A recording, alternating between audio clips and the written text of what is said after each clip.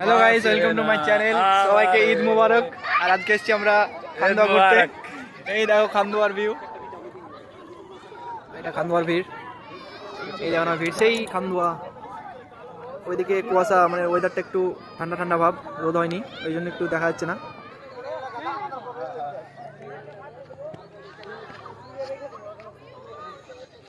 খান্দোয়ার পাহাড় এটা।